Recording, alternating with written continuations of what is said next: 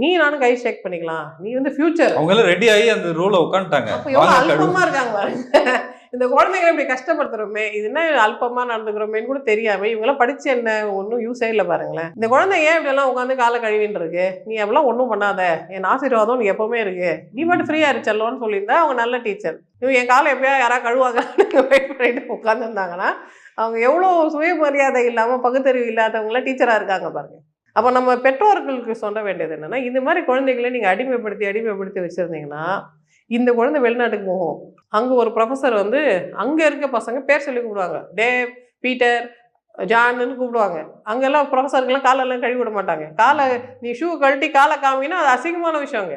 So இந்த குழந்தை இப்படி ட்ரெயின் பண்ணி நம்ம வெளிநாட்டுக்கு அனுப்புனா அது அங்கே போய் எவ்வளோ கஷ்டப்படும். இதான் இந்த டீச்சர் காலையே கொடுக்க மாட்டேன்ட்டார், நான் கழுவே முடியலேன்னு அந்த குழந்தை அங்கே போய் நினச்சிதுன்னா, என்னடா ஊரில் தப்பாக சொல்லி கொடுத்துருக்காங்க, இதானா சொல்லித்தராங்க இந்தியாவில் அப்படின்னு தானே அவங்க யோசிப்பாங்க.